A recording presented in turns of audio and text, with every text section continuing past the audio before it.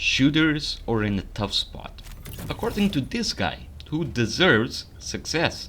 Honestly, go watch his stuff. They're great. And honestly, he's right. Call of Duty Infinite Warfare is great, but its best moments are in CG cutscenes and the dialogue. I also enjoyed Homefront, but I remember nothing of that game. No firefights or even plot beats come out to me. I don't even remember if the protagonist was voiced or not. Battlefield 1 has the same problem, though reduced a bit. I remember storming a French castle or storming a beach on Gallipoli, but more individual firefights, that's all gone. The best shooters nowadays are good not because of the shooting or combat, but because of the story, which is absolutely fine. Infinite Warfare's story genuinely made me emotional, which is something I don't expect from whatever the hell franchise this has become. But when you look at the core gameplay of any shooter, first or third person, it's all the same. You do the same action over and over and over and over again. So all this poses a question. How do you make the shooting memorable? How do you genuinely innovate on an aggressively basic but fun action? Helldivers. That's the answer. Requesting air support. Objective critical stratagem no longer available.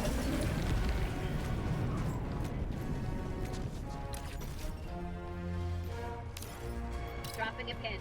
North, 200 meters.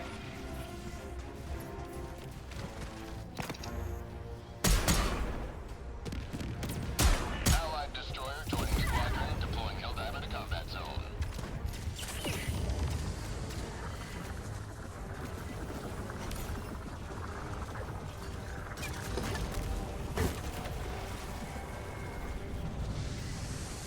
Calling down a support weapon.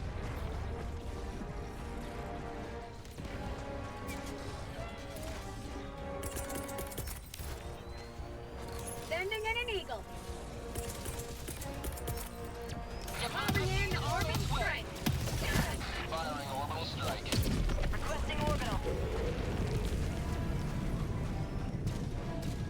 Sub-objective in your vicinity. Trying to rearm. Requesting air support. Calling down a support weapon. I'm on it.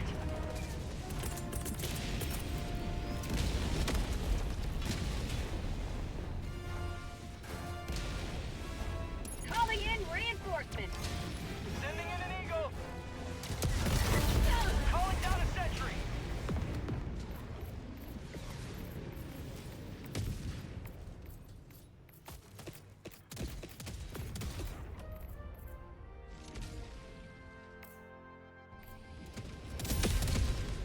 Objective complete. Ready to liberate. You've heard of Helldivers by this point. When it came out, it exploded onto the scene, as everyone seemingly loved the game's action, satire, and look. And I loved it too, for a little bit of a different reason. The gameplay is emergent action movie clips. Hell, you've definitely seen some of them go viral. And that's sort of what I want to talk about today. Yes, I know the title is Fast Review. I want to talk about the things that go pew pew. The stagnation that these other shooter games usually feel isn't present here, as the game takes many great steps towards innovating on a well-established gameplay rule. First, armor ratings. It's not wholly unique, but they are in the game. Each enemy has either a medium or heavy armor, and your weapons can either penetrate one, both armor types, or none. And your bullets work like real bullets. And I don't mean it in the Battlefield sense of, oh, they drop the further they go. No, they do that and more. If you were to fire at an angled structure or an angled part of an enemy, the bullets ricochet and hit something else. The nature, another enemy, your friends, you in the right circumstances. And these two things help the game feel genuinely new. And this innovation is felt in other parts of the minute-to-minute gameplay. Despite the sci-fi setting, everything behaves in a realistic manner. You are a Helldiver and you drop into combat on an armored pod that flies in at maybe 300 miles per hour. So it stands to reason landing a pod on a squishy bug that's giving you trouble would kill it, right? Well, that's right. You're so smart, dearest viewer. Now subscribe my Patreon and inflate my ego, my special little money maker. Using players or drop-in stratagems is a genuine strategy. And by this point, everyone has a story of calling in supplies on a Bio Titan or even their own friend and watching that damn thing crumble to the ground dead. So much of this game is realistic in a way that adds to the fun of missions, in both a chaotic, fun way and a think on your feet kind of way. Dropping 500k bombs on a nest is visually spectacular, with sound effects that make you think you just witnessed a nuke go off. And sometimes you do. And depending on where it lands, you could be 20 feet away from it and fine, or 50 feet away and get shattered to pieces. Because the bomb doesn't generate a static circle that deals damage and has a cool particle effects attached to it. Bombs behave as they should, and the fire and the explosion radius is stopped along the way by obstacles. Even trees can, to a degree, stop explosions. And if you're under attack enough, you can leave the whole environment completely flattened. The sound effects generally are great, from lasers and bullets whizzing past your head, to dropships flying overhead with a roar, to the excellent music. It's all great stuff, and at times I'd finish missions in a sense of shell shock. Goddamn, that word messed me up for some reason. About what I had just experienced. I swear to God, don't give this game to veterans suffering from PTSD, because you might just give them an episode. The game is a technical marvel. I haven't even talked about the procedurally generated maps that feel almost handcrafted. How you can use walls and structures as a ricochet point for stratagems or grenades if your target is hard to hit. The genuinely fantastic and funny dialogue from your Helldivers or characters aboard your ship. You know, I'm pretty sure that General Brash was made up by Super Earth to give Helldivers someone to admire that, in theory, is one of them. Just my theory. There's also 10 difficulty levels in the game that do way more than just buff enemies. In fact, all it does is increase presence of stronger enemy variants and add new enemy types you don't see in weaker difficulties.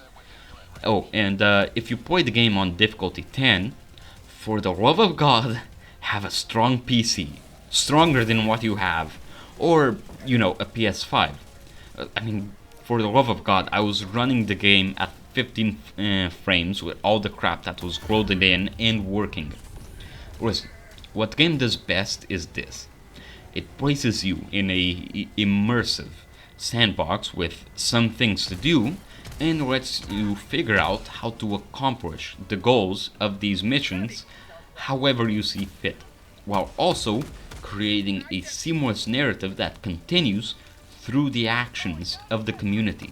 And what it does poorly is mostly performance and some bugs. More recently, the ragdolls and enemy spawns on thin enemy alliance missions, which leave you usually just waiting for an entire minute for more enemies to appear.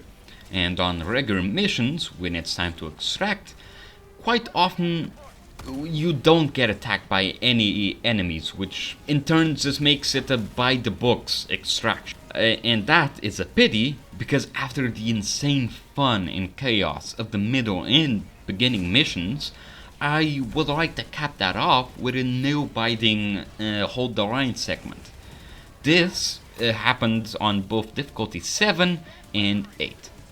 Or, going back to the ragdoll problem, I would get shot at by a missile, and I would ragdoll in the other direction. It's funny, but it clearly shouldn't happen. Other than that, yeah, that's it for this review. It was effectively an entire video of me jerking off Arrowhead for free. Maybe I should email them for some free stuff. Oh, and the balancing issues have been entirely reversed, so there has never been a better time to come back. And yeah, that's it. Thanks for watching. Point me to the enemy.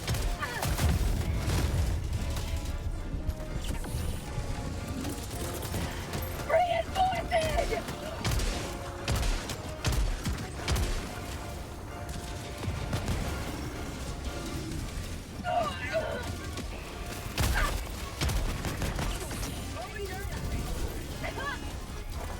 Calling down a support weapon. Requesting backpack. Requesting backpack. Calling down a support weapon. Got a sample.